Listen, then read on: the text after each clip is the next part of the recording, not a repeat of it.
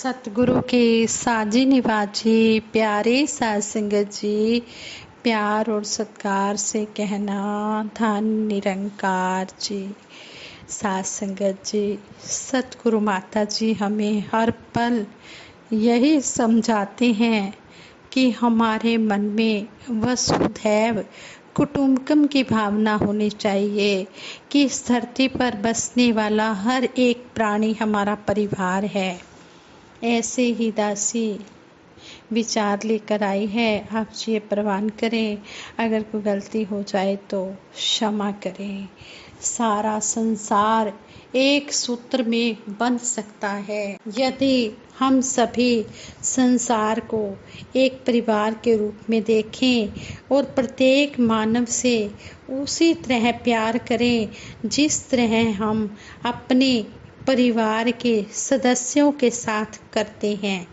प्राकृतिक रचना की दृष्टि से भी देखा जाए तो सभी मनुष्य एक ही परिवार के सदस्य हैं, क्योंकि परिवार उसे माना जाता है जहां खून का संबंध स्थापित हो सके और संसार के किसी भी कोने के मानव का खून संसार के किसी भी कोने के दूसरे मानव को चढ़ाया जा सकता है। जहाँ तक खून के ग्रुप की बात है, वह तो पिता और पुत्र का भी अलग अलग हो सकता है, अन्यथा जाति कुल आदि के आधार पर खून की भिन्नता नहीं है। हम जानते हैं एक ही केंद्र से निकलने वाले जल को कालांतर में अनेक धाराएं बन जाती हैं। इसी प्रकार लंबे समय तक यदि दो सगे भाई भी बिछुड़ जाएं और अपनी अपनी पहचान खो दें तो उनमें भी बेगानापन आ जाता है। कुछ ऐसा ही इस विश्व परिवार के साथ भी हुआ है। बीज और तने की सही जानकारी ना होने के कारण कालांतर में निकली शाखाएं अपने को ही मूल वृक्ष मान बैठी हैं और इस प्रकार शाखाएं उप शाखाएं टहनियाँ आपस में टकराने लगी हैं। अब वृक्ष का बीज बोल नहीं सकता, नहीं तो वह बताता कि कौन सी शाखा पहले आई, यानी कि कौन सी टहनी बाद पहले आई और कौन सी टहनी बाद में आई।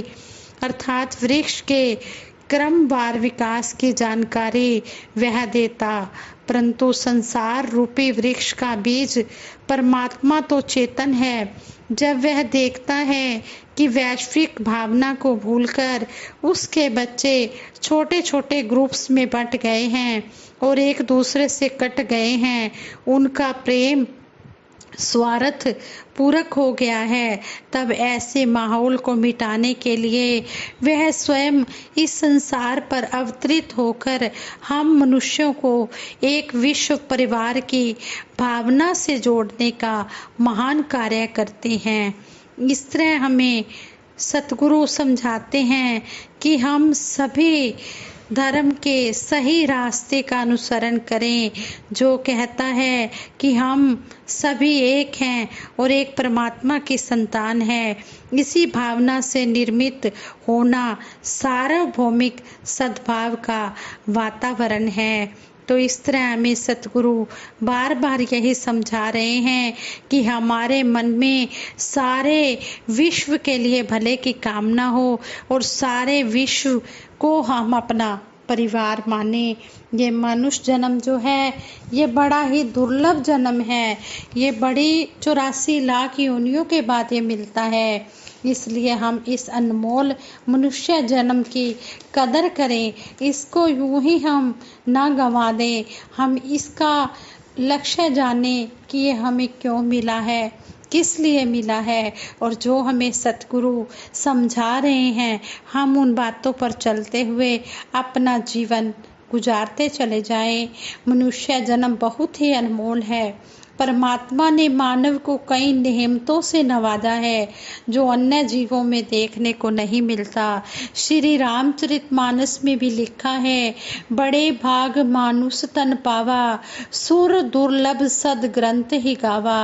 यह मनुष्य तन देवी देवताओं को भी सुलभ नहीं है, अर्थात देवी देवता भी मनुष्य तन पाने के लिए लालायित रहते हैं। आइए विचार करें कि इतना महत्वपूर्ण आखिर क्या है इस मानव तन में।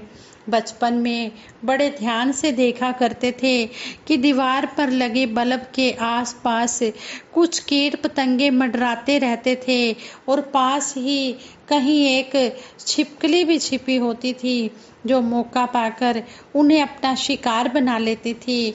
उन कीट पतंगों को प्राण बचाने का भी मौका नहीं मिलता था। जंगल में पानी पीते हुए जानवर कई बार सिर उठाकर चारों तरफ देखते थे कि कहीं कोई उन पर घात लगाए तो नहीं बैठा है, कहीं कोई उनको मारने के लिए तैयार तो नहीं बैठा है। यह भी कि जहाँ वो पानी पीकर प्यास बुझाने आए हैं वहीं कोई मगरमच्छ हमें देख तो नहीं रहा, अगर देख रहा है तो वह हमें मार देगा। यहाँ तक कि शेर, जिसे जंगल का राजा कहा जाता है, उसे भी कई खतरे होते हैं। जब शेर बूढ़ा हो जाता है तो वे शिकार नहीं कर पाता और भोजन की कमी में कई बार भूखा ही मर जाता है। उसकी मदद करने वाला कोई नहीं होता, ना उसकी पत्नी, ना उसके बच्चे, ना उसके कोई रिश्तेदार। इसके विपरीत मनुष्य में सोचने, समझने और फैसला लेने की शक्ति है। विद्या प्राप्त करने की शक्ति भी केवल मनुष्य में ही है। विद्या मानव को विनय देती है, जिसे वीरों का गहना माना जाता है। यदि विनय नहीं है तो इसका मतलब यह है कि उसके पास विद्या भी नहीं है। विनय के बिना अक्सर जो डिग्रियों का ढेर है वह भी किसी काम नहीं आता। मनुष्य बड़े आराम से खाता है, पीता है, इधर उधर आता जाता है। इस प्रकार निर्भय जीवन केवल और केवल मनुष्य को ही प्राप्त है। जब मनुष्य को कोई जरा सा भी दर्द या पीड़ा होती है तो सारा परिवार, रिश्तेदार, अड़ोस पड़ोस, डॉक्टर, मित्र, सगे संबंधी सब के सब उस इंसान की सेवा करते हैं और जब तक वह उस दर्द से बाहर नहीं आ जाता तब तक वह सेवा में लगे रहते हैं। संपूर्ण हरदेव वाणी में सतगुरु बाबा हरदेव सिंह जी महाराज फरमाते हैं, जड़ सदा ही इस हृदय में शुद्ध भाव की जम जाए, जिससे पौधा पेड़ बनकर सबको छाया दे पाए। सतगुरु बाबा जी समझा रहे हैं कि इस दिल में हम प्यार की जोत जगाएं, इस दिल में हम प्यार की जड़ लगाएं और अपने शुद्ध भाव बनाएं, जिससे कि ये जब बीज पौधा बने और पौधा बने और बहुत बड़ा पेड़ बने तो सबको छाया दे, यानी कि सबको सुख दे, सबको सुकून दे पाए और सबके दुख दर्द में काम आ पाए।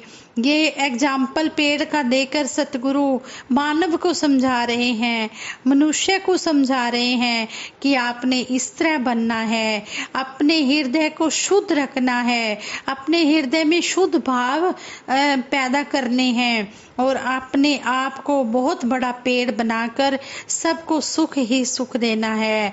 लेकिन ये बातें जब संतों महापुरुषों के संग मनुष्य बैठता है तभी वो ये बातें सीख सकता है और जब वो सीख जाता है तो वह पूर्ण रूप से महात्मा बन जाता है, जिसको महान आत्मा कहा गया है। सतगुरु के चरणों में जुड़ने से ही ये आत्मा महान बनती है, जिसको महापुरुष का दर्जा भी दिया गया है, महात्मा भी कहा गया है। इसलिए महात्मा और महापुरुष यदि हम अपने आप को कहलाना चाहते हैं तो हम वो वाले कर्म भी करें। आगे सतगुरु बाबा जी समझा रहे हैं कहे हर देव गुरु की शिक्षा भर देती सद्भाव से, मन को है छुटकारा मिलता दुर्मति से दुर्भाव से। आगे सतगुरु बाबा जी समझा रहे हैं कि गुरु की शिक्षा ही मन में अच्छे भाव भरती है और फिर मन को बुरी मति से बुरे भाव से छुटकारा मिल जाता है। इतना दुर्लभ जीवन होने के बाद भी हम इंसान अनेक अनेक आधारों पर बटे हुए हैं। धर्म के आधार पर, जाति के आधार पर, रंग नस्ल के आधार पर, खान पान के आधार पर, जन्म स्थान के आधार पर, भाषा पर, पहरावे पर, काम के आधार पर मानव बटा हुआ है। ये संपूर्ण मानव जाति का दुर्भाग्य है कि धर्मों वाले, पवित्र पुस्तकों वाले, वली पीर पैगंबरों को मानने वाले भी आज जोड़ने की जगह बांटने में लगे नजर आते हैं। लोग नफरतों के फैलाव में लगे हैं। कहने को वो ईश्वर के गुरसिक हैं, शिष्य हैं, मगर कर्म बांटने का कर रहे हैं। आज आत्मचिंतन करने का समय है कि यदि ये बंटने बांटने के आधार अव्यक्त रूप में भी या कहीं विचार रूप में भी मेरी आंतरिक शांति या आनंद को भंग करती हैं, तो दुर्लभ मनुष्य जीवन अति तीव्र बुद्धि, अति सक्षम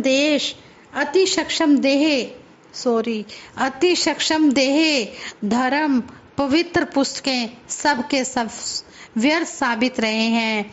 संपूर्ण हरदेव वाणी में सतगुरु बाबा हरदेव सिंह जी महाराज समझाते हैं, राहों में मोती बिखरे हैं, कंकर मगर उठाता है, इंसान अपने इस जीवन का लाभ नहीं ले पाता है। यहाँ पर भी सतगुरु बाबा जी समझा रहे हैं कि है इंसान, तेरे रास्ते में हीरे मोती बिखरे हैं, अच्छे अच्छे तुझे वचन सुनने को मिल रहे हैं, लेकिन तू फिर भी कंकर ही अपना रहा है, तू फिर भी उन वचनों को अपना ही नहीं रहा, फिर भी तू अपनी मति के अनुसार ही चल रहा है, तू अपने जीवन का लाभ ले ही नहीं पा रहा।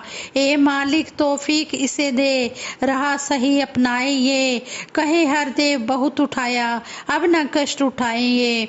सतगुरु बाबा जी समझा रहे हैं कि हे परमपिता परमात्मा, हे मालिक, हे निरंकार, इनको अच्छी बुद्धि दे, इनको सही रास्ता दिखा। इन्होंने बहुत कष्ट उठाया है, 84 लाख योनियों का कष्ट उठाते उठाते 84 लाख योनियों के बाद अब ये नर्तन मिला है, अब ये मानव तन मिला है, ये मनुष्य चोला मिला है, अब इसमें ये कष्ट ना उठाएं। हे निरंकार दातार, तू ही ये सब कुछ कर सकता है, तू ही सद्बुद्धि दे सकता है। इस मानव को सद्बुद्धि दे, इसको अच्छे रास्ते पर चला, ताकि इसका लोक सुखी और परलोक सुहेला हो जाए। मानुष जन्म आखिरी पौड़ी, तिलक गया ते वारी गई, कहे अवतार 84 वाली, घाल कमाई सारी गई। 84 लाख योनियों के बाद ये मानव जीवन मिला है। अगर इसमें आकर भी इस परमपिता परमात्मा को नहीं जाना, सेवा सिमरन सत्संग नहीं किया, सतगुरु की बात को सुनकर अनसुना कर दिया, तो फिर वही 84 लाख योनियां आगे तैयार खड़ी हैं। इस तरह सतगुरु समझा रहे हैं कि मानुष जन्म आखिरी पौड़ी, तिलक गया ते वारी गई, कहे अवतार 84 वाली, घाल कमाई सारी गई। अगर ये आखिरी पौड़ी है ये मनुष्य जन्म, अगर इसमें आकर भी तू ना माना तो फिर वही 84 लाख योनियों में ही चला जाएगा। अगर मुक्ति चाहता है तो इस निरंकार की जो ये मूल मंत्र है, निरंकार का सिमरन है, इसको हर पल जप, सतगुरु की शरण में आ, इस ब्रह्म ज्ञान को पा, मानव जन्म के उद्देश्य को प्राप्त कर और जान कि ये मानव जन्म किसके लिए मिला है। इसमें आकर सेवा सिमरन सत्संग ज़्यादा से ज़्यादा कर, जितना भी हो सके इस समय का लाभ उठा। समा गया फिर हाथ नहीं आना, अंत समय पछताएगा, धर्म राय ने जमजा गले, रोएगा कुरलाएगा, संगी साथी जिन्ने तेरे काम किसे ने आना नहीं, सक्के साख संबंधियां चो भी आके किसे बचाना नहीं, आखिर ਨੂੰ ਕੰਮ ਗੁਰੂ ਨੇ ਆਣਾ, ਗੋਰੇ ਚਿੱਟੇ ਚਮ ਨਹੀਂ, ਅਵਤਾਰ ਦੇ ਸਿੱਖ ਤੋਂ ਲੇਖਾ ਮੰਗੇ धर्म रायदा दम नहीं। यहाँ पर शहनशाह जी संपूर्ण हरदेव वाणी, संपूर्ण अवतार वाणी के शब्द द्वारा समझा रहे हैं कि हे इंसान, यह समय बीतता चला जा रहा है, तेरा एक एक श्वास घटता चला जा रहा है, इसलिए तू समय रहते इस मानव जीवन की कदर कर ले और अपना जन्म सुखी कर ले, अपना लोक सुखी परलोक सुहेला कर ले। जिन्होंने भी इस बात को मान लिया है, जान लिया है, उनके जीवन में खुशियां हैं, वो मुक्ति के हकदार हैं। लेकिन अंतिम श्वासों तक हमने गुरु के चरणों में जुड़े रहना है। ये नहीं कि ब्रह्म ज्ञान ले लिया हमारी मुक्ति संभव है, नहीं, हमने अंतिम श्वास तक सतगुरु के चरणों में जुड़े रहना है और निष्काम निरक्षित भाव से शुद्ध भावना के साथ हमने सेवा सिमरन सत्संग करते चले जाना है और सतगुरु निरंकार का हर पल शुक्राना करना है कि सच्चे पातशाह आप जी हमें इसी तरह बल देते रहना, हम इसी तरह संतों की सेवा में लगे रहें। साथ संगत जी प्यार से कहना, धन निरंकार जी।